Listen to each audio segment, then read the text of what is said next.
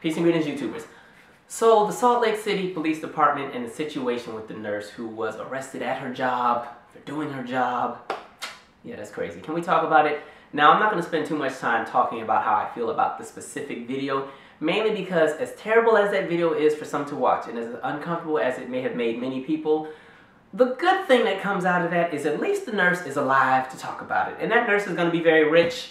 She's probably going to own the hospital and the police department. As a matter of fact, the police officer was put on leave. Now, you know how that works. He'll be back at work next week with a promotion. And the police department even actually apologized. I was like, dang, nurse got it good. Because she at least got to be dragged to the car. Because, you know, black people, the way that they shoot us so quickly, all we got to do is sneeze and we get shot 109 times. So I'm glad she got to live. But yes, that video is very uncomfortable to watch for many people, and I do feel bad that that happened to Nurse Alex, because honestly she was really just doing her job. You know what I mean? The officer wanted her to, I guess, get a blood sample from somebody who was unconscious, but she wasn't in a position to do it because they didn't have a warrant and a few other things, and she was even on the phone with her superior and her boss, and the boss was trying to tell the officer on the phone, like, these are the rules, this is the law, and, you know, if she does this, she can lose her job, she can be reported to the association that deals with, you know, doctors and nurses when they're doing things they shouldn't be doing within the scope of their employment, all the stuff like that. And the officer was not having it. And so, you know, he's in his feelings, and he still ended up dragging the lady and trying to arrest her and put in the car. But I was like, dang, well, I'm just happy she made it to the car, because with black people, like I said, all we got to do is sneeze and we get shot 109 times, because somehow sneezing equates to us lunging for our gun. You lunge for the officer's gun, and somehow while you was doing that, you signaled some kind of gang sign, and that gave the signal to the other thugs and the other gang members to jump out and attack the officer, and the officer feared for his life, and he shot everybody, and got off, and got a promotion, and got a raise. And then the family of the person who was killed by the police officer had to pay the police officer $2 million. Like, that's the America we be living in. So, as bad as it was at, you know, everything that happened to Nurse Alex, she's gonna be okay. You know what I mean? But it is disturbing that the police we're basically living in a police state where the police can do whatever they want. You know what I mean?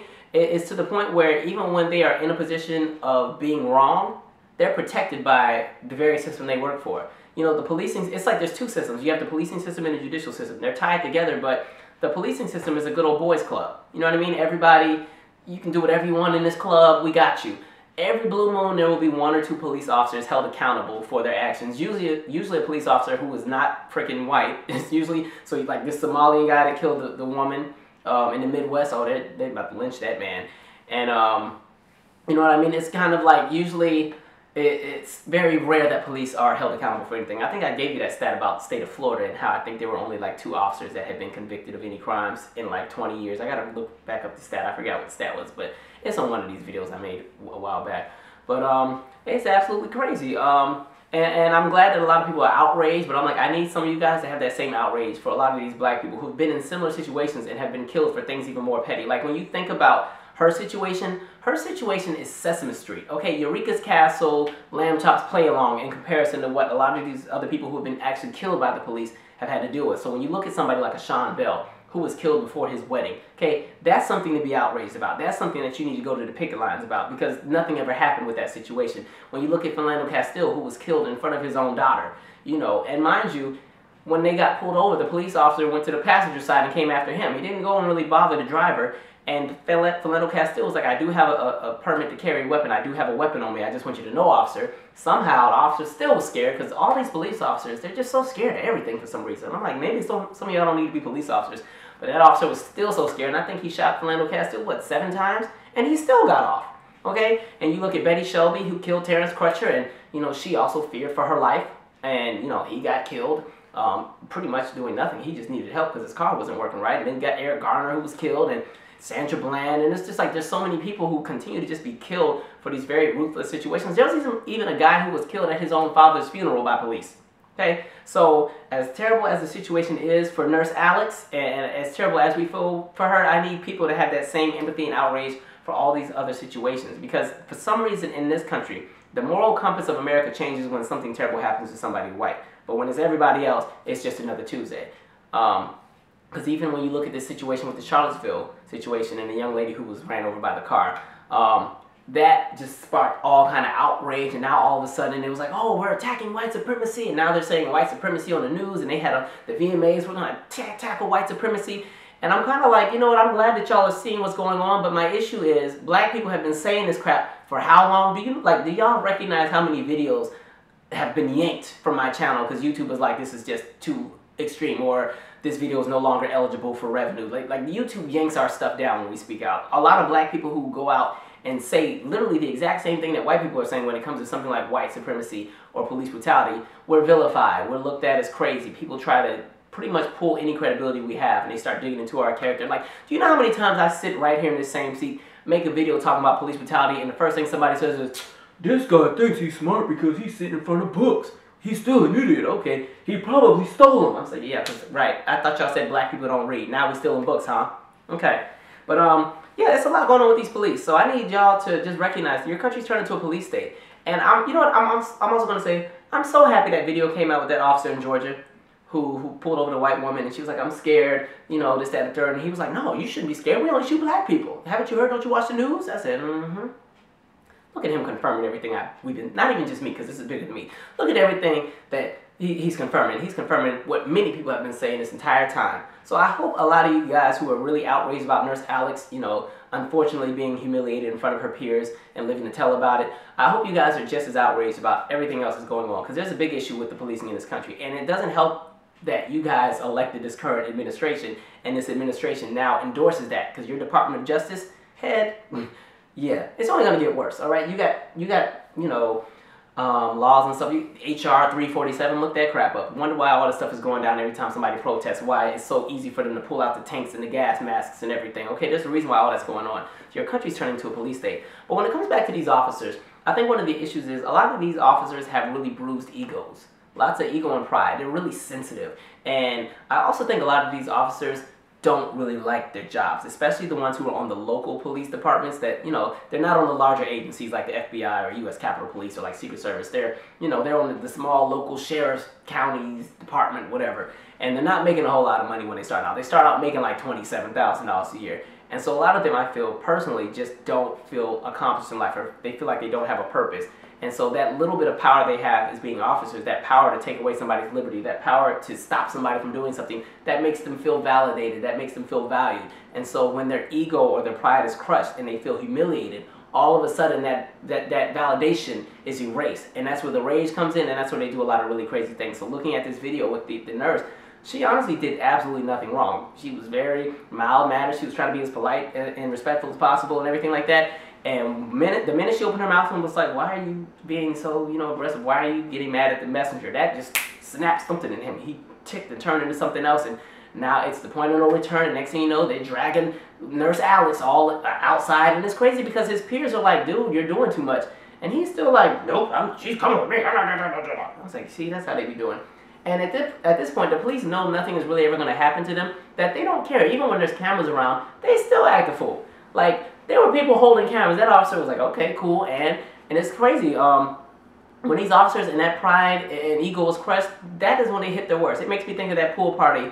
I think that was in Dallas with the kids. You know, black kids in the suburb having a pool party. Somebody complained. And next thing you know, there's the officer. He's running, doing a barrel roll. Take it down! And everything like that. And then he's dragging the girl who's in the bikini with the braids because she was posing such a threat. I mean, he's dragging this girl. Everything's out and exposed. Like, these officers, they're sensitive for some reason. And it's kind of like, I remember I was in Adams Morgan, and I don't know what happened. The police pulled over this guy. He had turned on the wrong street. He was just trying to go home. He took the wrong turn. Somehow he got pulled over for something. And they searched his car. They didn't find anything. Now, mind you, me and my friends, we were standing right there with the cameras recording. Because I was like, listen, nobody's getting shot in front of me today. Because if they get shot, I'm recording it, and I'm hitting every news media outlet. It's going down. And so Adams Morgan, by the way, is like a strip in D.C. where it's just like a bunch of bars and clubs. Kind of like the French Quarter in New Orleans, but like a whole lot smaller. Like way smaller. And so there's like 20 of us on the sidewalk just watching, waiting. And so they search the man's car. They don't find anything. The guy is not happy. He's like, this is some bullshit and everything like that. They don't like that he has an attitude. So they're trying to find every reason to take this man in. So they come to the conclusion that he's drunk. Mind you, the man was not drunk at all. It was clear he was not drunk at all. And so they were trying to put him in the paddy wagon because they had a whole paddy wagon waiting. Because the weekend, you know, the weekend is paddy wagon time for the police. That's when they go and just start sweeping up people. And so they're trying to make this man get in the car, in the paddy wagon. Turns out, this man was like 6'3", 300 pounds, and had a freaking prosthetic leg, like had a peg leg. Okay, one of his legs was not even there anymore. He had, you know, the prosthetic that people who are amputees wear. And so they're trying to make him hop in the paddy wagon because the paddy wagon, the back of it is like 2.5 feet off the ground. They can't lift him in there because he's too big. And it's these two little skinny officers that are like my size. So they can't lift him in there because he was like, I'm not helping. If y'all want to put me in the paddy wagon, put me in. And they struggled. They couldn't get him in. And so they had to call backup, wait for backup to come. I told you Adams Morgan is just a popping street, so traffic takes forever to move down the street. So it took like another 10 minutes for backup to arrive. And I'm watching 4 officers struggle to put this man in the paddy wagon. I said, that is some ego and pride. Y'all could have let this situation die out, but y'all just didn't like that the man was annoyed with you guys and told you about yourselves. So y'all insisted on taking him to jail. He was better than me because I would have popped that leg off. I'd have popped that leg off and threw it in the street. Now, put me in the paddy wagon, and I would have gave him some dead weight. Like, y'all are just not, put me in. I would get it. But no, a lot of these officers, I don't know, that ego and pride, it's a mess. Reminds me of when I was like a resident assistant in the dorm. And you know, you'd work the desk and there was always like a campus police officer there as well. I remember this officer, he would not shut up about this situation where they had chased like some 15-year-old kid on campus. Some 15-year-old kid had done something, they had chased him. It took 8 of them to get the boy. And so the officer was talking my ear off for 30 minutes about how he caught this kid. Because, you know, campus police, they don't really got to do a whole lot because nothing usually happens on college campuses minus a fight or two. There's not a lot of crazy things that happen on most college campuses. And so this officer would not shut up about this case. And I mean, he was, yep, we got him, we got him. We got him. And I'm just sitting there like, you should be ashamed. It took 8 of y'all to chase a 15-year-old and you bragging like you did something. Let it go. It's okay. I'm glad you feel validated today, but it wasn't that deep. It reminds me of this time. Like, you should just be embarrassed. It reminds me of this time my little brother lost his track meet. He was like 6th grade. And he lost to this boy that didn't even... The boy forgot... The other kid that he was racing against, the boy must have forgot that he had track meet. He came straight from church. This boy beasted on my brother in his church shoes. That crap was so funny. Like, I was like, he had on the little track shorts and everything, but he forgot to bring his spikes, so he had on some Stacey Adams and tube socks. That boy... I said, my brother, I was like, bro, you should be embarrassed. But that's how I felt that officer. Anyway, I'm so off topic, so let me end this video. Yeah, the nurse, Alex, she's going to be okay. She's going to be very rich. You know, I might have to move next door and ask if I can swim in her pool. But she'll be okay. These police doing a whole lot, but hey, that's the country we live in at the moment. So yes, hold your police accountable. I don't know exactly what that means because it doesn't happen in this country, but that's my 2 cents. I'm out. Subscribe.